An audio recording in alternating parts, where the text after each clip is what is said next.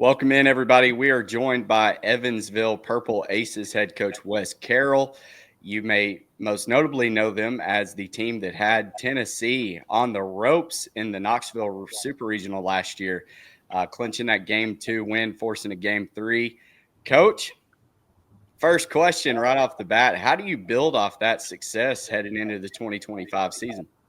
Yeah, how much we want to look in that rear view and really enjoy and appreciate our run. It's time for us to kind of look out the windshield and start focusing on what this club's capable of doing and getting us prepared for, college baseball season. So we're really trying to build here something unique and special and really trying to take off from the success of last year from a recruiting standpoint, but also just from a facility enhancement standpoint as well, and just overall alumni support and growth.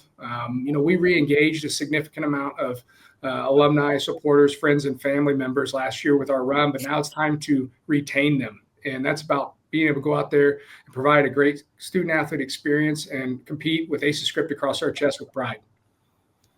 You've got an anchor of an ace in Kenton Deverman coming back. How excited are you? How's his progression looked from last year to this year? Yeah, it's not every year where you have a preseason All-American that kind of can anchor your staff, and having Kenton Deverman, just coming off a remarkable freshman year where he was a freshman All-American, but then also just seeing him continue to work and not get complacent, both in the weight room and just on his overall craft. We've seen an uptick in all of his stuff, which you kind of naturally see from your freshman to sophomore year. But most importantly, for any sophomore out there, is when they step on campus their freshman year, they really don't know what to expect and how the day-to-day, week-to-week, month-to-month kind of routine is. When you become a sophomore, everything, becomes more comfortable. You know what to expect. You know how the fall schedule is going to look like. You know how the November, December kind of breakdown works, and then the ramp up for preseason. So really looking forward to him being comfortable with the lead up to the season and for him to really anchor our overall pitching staff. I'm an Arkansas guy through and through, and Dave Van Horn has always said that a player makes his biggest jump between freshman and sophomore season. Yeah, we're excited. Couldn't agree more. And that's every player across the board. Every position player, pitcher, you see enormous just maturity with it as well, going from a freshman to sophomore, and not just your day-to-day baseball routine, but also your day-to-day academic routine. Kind of understanding what college professors are doing, because college atmosphere is different than a high school atmosphere. So I think all those pressures kind of get alleviated when you become a sophomore. Coach, last question for me, but you start off with Little Rock, and then you've got another midweek, I think, against UCA. So you've got that Arkansas connection there with me pulling at my heartstrings. So I'm going to try to make it to one or all of those games. But looking at your schedule, you've scheduled well. You've got some midweeks. I think Kentucky and a couple other SEC schools. You've got looks like a weekend series against Missouri. How excited are your guys and just the locker room in general to get to go against the best conference in baseball?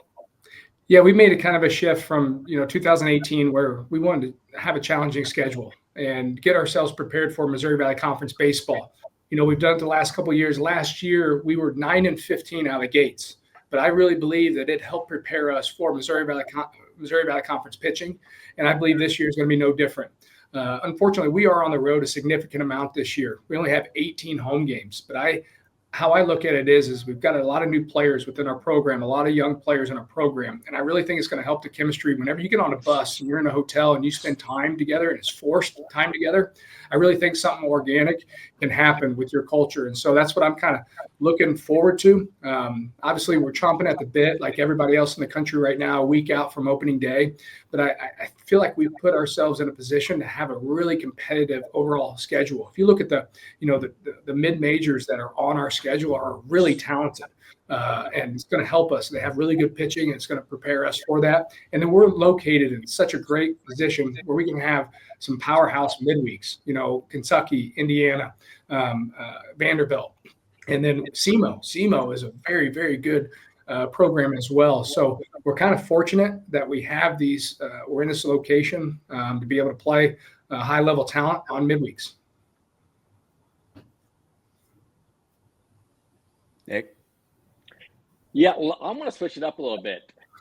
So, Coach, obviously, look at that smile on your face. Like, hey, I was there. It's been 12 or 13 years. The conference has changed a lot. So, like, back when I was there, like, Wichita State was in the conference, Dallas Baptist, and now you're adding in UIC, like, and you're adding, like, other teams. So, like, and I've always argued the Valley should be a 2 to 3 bid conference minimum. So, like, what's kind of your expectation conference-wise, like, leading into this, and, like, how do you feel like that the conference, like, kind of adds up to, like, the Power Fours and everything this year? Yeah, I feel like the Missouri Valley Conference just has been one of the best mid-major conferences in the country. If you look at how we performed over the past 10 or 15 years, I mean, just back-to-back years of Missouri Valley Conference team and a super regional says a lot. It just does. Not only, going to a regional, but winning a regional. As we did it last year, Indiana State did it the year before, and Indiana State should have hosted that super as well 2 years ago. So it just shows to the strength of our conference from the days of Wichita State just running everybody off the table and running the show for a 10 or 12-year span. There became a lot of parity within our conference. The addition of Dallas Baptist, who I believe is an absolute powerhouse for an extended period of time, Creighton leaving the program. But what we've added over the past couple of years in UIC, Belmont, and Murray State, all three have been very, very competitive and in the mix. And I feel like Belmont's going to have one of the best pitching staffs in the Missouri Valley Conference this year. And I've kind of said it a couple times is that where we were in the conference tournament, as far as Evansville, Murray State, UIC, and Indiana State, I feel like Murray and UIC could have gotten just as hot as us in a regional and done what we did. And so there's a lot of great coaches in this conference, but there's also a lot of developed talent of guys that kind of stick within our culture, not just here, but other places that we're kind of in an old league, so to speak. A lot of bounce back guys, transfer guys, and things like that. But it's just great overall baseball that you're going to have to compete against a 1-2 punch each and every weekend. Not just a Friday guy. You're going to have to compete against a legit Saturday guy as well, and one back end guy that can go and get outs too. So it's a fun conference to navigate in. Once again, I feel like we have some really special coaches and leaders in this conference as well. So I've been banging the table for many years, just trying to figure out the RPI of it all. No kidding. But Missouri Valley Conference baseball, come May, you've got 2 or 3 teams that can really get hot and do some damage. Yeah, anybody can beat anybody. Like, I've said that for so long. Like, and it's like we've had you and I both know we've had MLB guys on on the staff, on the roster. Like, it's called it's not a Power 4 conference, but promise me, you put Kenton Deverman in front of people. You put what I had, Kyle Freeland. Like, if you bring up one of those like aces, anybody can beat anybody on any given day. Like, it's no secret. Q, go ahead. I'll probably finish out just kind of with what I have to say later. Yeah, Coach, I appreciate you joining with us. So when you look at last year, right, obviously your expectations were to be competitive for the 2024 season. You make this run. You go to East Carolina and win on a big road series in the regionals. Then you go to Tennessee, where everybody, number 1 seed, everybody's kind of counting you guys out. You guys take it to game 3. How do you take that momentum or expectation into the coming year? Because now you guys have been in that position where you've been able to beat those top teams, and now that's kind of the expectation because it's been done before. How do you manage that throughout the season upcoming? Yeah, it's how do I explain it is this is unique where this is the first time we've ever had a season followed up with the most magical run and breaking through barriers. And we've got enough back to be dangerous. And what I mean by that is enough guys that really contributed last year that have that moxie, that have that mojo and expectation that, hey, we are proud of this Aces script across our chest, and we're going to go and compete and put ourselves in a position the second half of the season to finish in the top 4 so that you can have a bye in the tournament to then get hot and make a run in the conference tournament. That's what, kind of looking at it over the years, that's where you need to be kind of set up. And I feel like we can be that club this year that has the starting pitching and has the back end bullpen to keep you in games the first half of the season. And in the second half of the season, you got guys that need 75 to 100 at bats to really take that jump. As we're adding about 4 or 5 pieces into our offensive lineup, I'm excited to see what those pieces do after they get 75 to 100 at bats deep, to really showcase what our offense can kind of be. So it's about grinding through the first half of the season with our 1-2 punch and Kenton Deverman and Max Hansman, who has been absolutely electric as well. And then having Kevin Reed, a solid rotation that's going to ultimately keep you in games. It's going to be a different type of winning formula for us. As last year, we were, high in slugging percentage, significant, waiting kind of for the 3-run home run. Whereas this year, we're going to be manufacturing and have some other capabilities to apply pressure from stolen bases to the hit and run game, being able to, really squeeze production out of our offense. So, and then you sprinkle in some guys that I think can add juice the second half of the year when the ball starts carrying a little bit. Hopefully it's a magical formula to put us in the top 4 and compete for a Missouri Valley Conference championship. Coach, I'll follow up with one more question. I'll let Nick take it away. What you mentioned, Deverman, you mentioned Reed, those guys, your staff, everybody's pretty well known about. But if there's a guy on the Evansville Aces this year that maybe we should watch out for, maybe the Missouri Valley Conference is sleeping on in terms of a preview, who's that guy this year? Yeah, I'll give you a couple. From a pitching standpoint, we're going to have somebody step up out of the bullpen. And I think Kellen Roberts can kind of be that guy. He was a true freshman last year for us. And I feel like he's been that guy that's benefited the most about being a sophomore.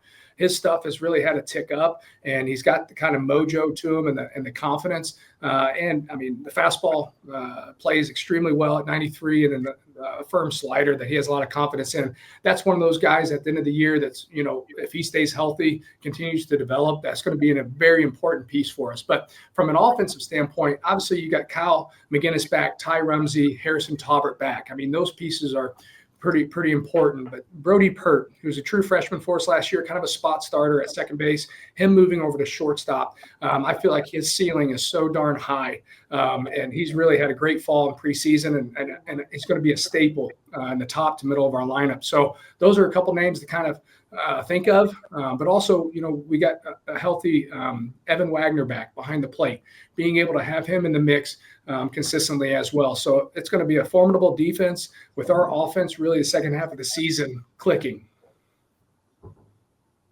Nick, carry it away. Yeah, I want to bring up Ty Rumsey. Obviously, it went viral last year, like everything Tony Vitello said about him, like after that game, like it literally ended up getting stitches in his face, tore his shoulder up. That screamed kind of group of 5 team to me. And I think that's what everybody should understand. Like there's the SEC, the ACC, like, yes, all these guys are going to get drafted, but then there's the Ty Rumseys, and there's like the people like in the group of 5 schools that need to run their faces into a wall to kind of prove what they're into. I just want to know, so give me this. Like you've obviously, I know everything that you stand for. You've built me up into obviously a great human. Like I absolutely owe you so much. So tell me, group of 5 wise, tell me what it means to build a boy from a man, versus actually you want to run your face into a wall for a baseball, like Ty Rumsey did last year in that Tennessee game. Well, Nick, this is obviously rare. A podcast having a former player lead it and saying those things, it's very emotional, right? For you to sit here and say those things, and because that's what we're in this business for. We can talk about the wins and losses all we want, but what's great about it is we're going to have a championship ring ceremony this Saturday, and those 11 seniors that are left, when they come back, and just getting around them and knowing the next stage of their life, they're going to be extremely successful, and that's a big part of the why that college coaches are in. Ty Rumsey starts with unbelievable parents. I think that's, growing up, having that blue collar, chip on your shoulder, hard work and mentality, and Ty's always had that. And it's been a great compliment to all of his other teammates. And I think it's really infectious how a guy that goes about his business the right way, works extremely hard, and plays the game hard with his feet, I think is ultimately what an ace is all about. And so for him to go on a national stage and be able to, perform the way he did, made some unbelievable defensive plays in Greenville, but also how much he just wanted and sacrificed and did to get back on that field Sunday, to be a part of something that this program was really proud to be in. And so one of those leaders in our program, he's one of my favorite guys recruiting, just because I got a great story about Ty recruiting him. He played for the Canes, and I remember watching another player on the Canes from the side profile of his swing. And I saw Ty Rumsey sitting on bucket in the middle of nowhere in July where it was really hot. He was so fired up for his teammate to get a hit than how he was performing. It's little things like that show true character and is a big part of the recruiting process. Whenever you get them onto campus, it'll grow itself. But as far as just what you're looking for, the intangibles, Ty Rumsey has it. Yeah, I remember like Tony saying that he was actually worried about like the catches that Ty had made during the season from like what they watch in video. And then it was funny, like, or not funny, I shouldn't say it like that. But then, yes, literally game 1 on a Friday, he runs face first into a wall to do what he can for his team. Like, I thought that said a ton. And it was pure class for Tony to identify and to bring that to light. You know, it really was. And so just an incredible over run as we're looking through the rear view. We're real excited about looking out the windshield and getting on the road next Thursday down to Little Rock and go down there and you know, represent University of Evansville and that Aces script across our chest. Yeah, one last question for me. Obviously, like we're like this season is, what are we, 8 days away? Like it feels like it's crazy how soon this season is going to start. Kind of what is your expectation heading into this year, like based off of like from like what the program accomplished last year and everything? Yeah, I mean, we have talent. There's no doubt about it. We want to win the Missouri Valley Conference regular season, always, and tournament. We feel like, you know, we're a confident club with the direction that we're going in. The young men that we've recruited to bring into our program, really instilling that pride and what our culture is all about. You know, we're very unique. And last year, at the end of our season, not a single player went into the portal. And I think that says a lot about not me, but the guys in that room and the guys that are coming back. And, you know, part of the reason why we had the success the last 3 years is all those guys stuck together. You know, Schallenberger, Kip, Witter, Sherry, they stayed together and fought through adversity and tough times. And I think that's really an example of what it can be at a mid-major and what it needs to look like at a mid-major is a group of players buying into something bigger than themselves and going out there and competing and making memories and really doing things, busting through barriers that you're not supposed to do. So our expectations are like they are every year, and that's compete in this Missouri Valley Conference, win the regular season, and make a run and win the tournament. And so with that, some things have to line up. You know, we have to have developed guys in the batter's box. You know, we have to stay healthy on the mound like every single program is, you know, praying for at the beginning of the year. But I'm really excited about the talent that we have. I'm excited to kind of run a different, unique offense.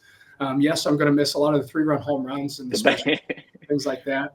But just getting our on-base percentage and our slugging percentage continue to climb through the course of the year, I think is going to produce the runs necessary for this. I feel like our pitching staff is even going to be a tick above, even though losing the Warrior and Shane Harris last year.